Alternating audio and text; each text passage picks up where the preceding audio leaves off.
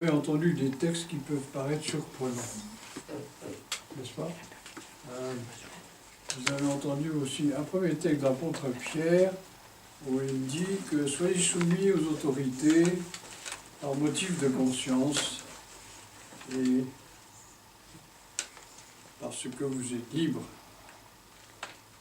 Alors, si nous regardons bien, est-ce que vous vous estimez libre?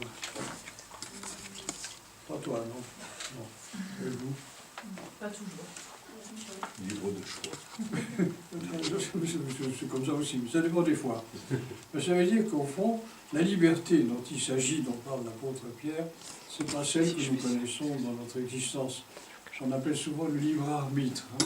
Mais le libre arbitre, c'est aller où là, où là. Mais pourquoi est-ce qu'on ne pourrait pas aller aux deux endroits simultanément? Oui. Donc, il y a quelque chose chez nous que le Christ désigne, et l'apôtre Pierre, qui est le disciple du Christ, sous le nom de liberté que nous ne connaissons pas très bien, et qui est cela qui existe chez tout homme, qui n'est pas soumis au conditionnement ni extérieur ni intérieur. Quand vous êtes joyeux, c'est une chose, non? Quand vous êtes triste, ben c'est une autre chose.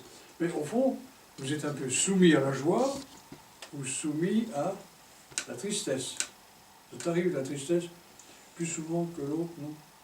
Enfin, excuse-moi de te prendre comme ça à partie. Voilà. Et au fond, chez nous, il y a l'assujettissement, disons, aux choses de la vie extérieure,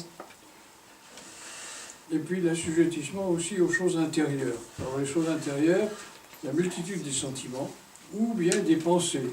Vous avez de temps en temps des pensées, il conviendrait de faire comme ça, comme ça, comme ça, comme ça. Bon, ou bien alors à l'extérieur, ben, nous sommes soumis. Vous êtes jeune? Moi je suis vieux, tu comprends? Ça fait 91 ans que je résiste aux choses extérieures, comme ça, les cheveux sont devenus blancs, tu vois. Pourquoi tout ça, ça devient blanc? Nous sommes assujettis aux circonstances extérieures et intérieures. Mais le Christ est venu pour nous libérer de cet assujettissement. C'est ce qu'on chante quand il dit « Par la mort, il a vaincu la mort ». C'est la mort qui engendre, enfin, qui est engendrée par le fait que nous sommes projetés dans les événements et les choses de l'univers. Alors, ce que le Christ désigne ici, il dit, quand on dit aux apôtres, un peu de temps, vous me contemplez, un peu de temps, vous me verrez. Alors, ça veut dire que, entre le moment où lui est venu pour mourir, ressusciter, c'est-à-dire libérer l'homme de l'assujettissement aux circonstances extérieures et intérieures, et le moment où ceci se fera pour toute l'humanité, il y a un temps où lui s'en va. Alors qu'est-ce qui va permettre à l'homme de se libérer et d'être vraiment un être libre, c'est-à-dire non soumis? Qu'est-ce qui va aider? Vous avez tous une idée, non? Monsieur Hollande. Ah non, c'est pas lui, vous avez entendu ses discours, il fait ce qu'il peut. Hein. C'est les prières de l'Église? Bon, peut-être un peu, non. Il y a celui qui fait entrer en nous, comment dire, la capacité de devenir non assujetti. Ça s'appelle l'Esprit Saint. C'est ce qu'on fait à la Pentecôte. Parce que si le Christ a libéré l'homme de la lourdeur de la mort, par sa mort et sa résurrection, il n'a pas conféré aux uns et aux autres. Vous vous souvenez de la scène de l'Ascension? Ils sont tous là, ils sont là.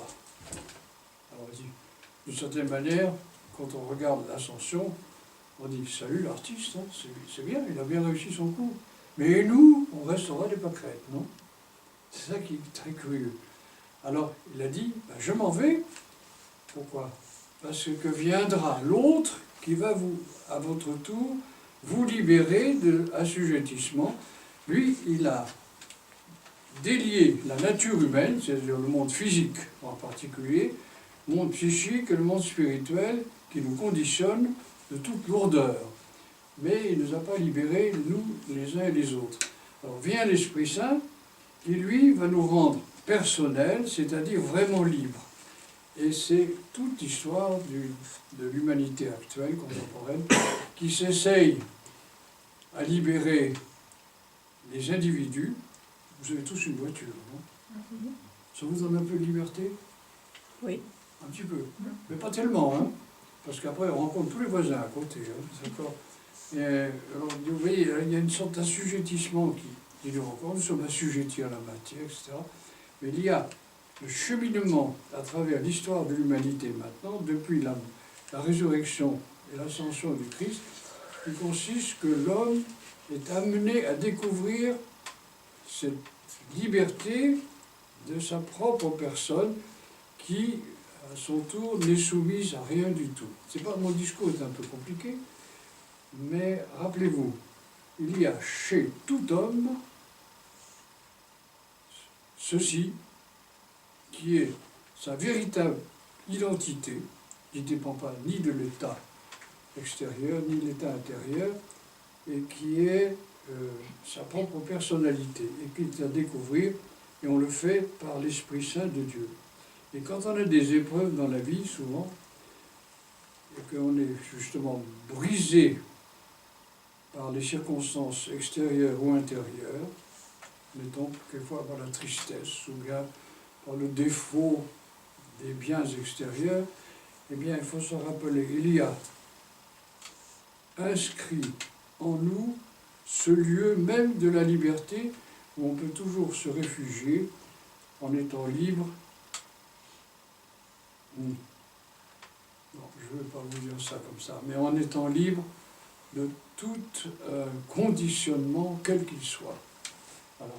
Alors quelquefois, quand on est dans l'extrême et difficulté, on n'arrive pas à croire qu'il y a une liberté quelque part à l'intérieur de l'être humain. C'est pour ça que nous célébrons les mystères, que nous nourrissons du corps et du sang du Christ pour que notre nature ne soit pas définitivement assujettie à l'extérieur, et qu'en même temps on chemine vers la connaissance de notre nom absolument unique. C'est la fête de Pentecôte. Alors, je vous invite à la Pentecôte. Si vous voulez revenir, ce sera lundi de Pentecôte. Je ne sais pas si vous serez libre de venir. C'est égal. Si vous n'êtes pas là, c'est moi qui vous présenterai à l'autel de Dieu. D'accord? C'est pas mon métier, mais enfin, c'est une manière de dire les choses. Voilà. Et ce sera le lundi, on célébrera, disons, les saints mystères, et puis on sera comme les apôtres, on découvrira qui nous sommes, cette personne qui est liée à la liberté. À notre Dieu soit honneur et gloire au siècle des siècles. Amen.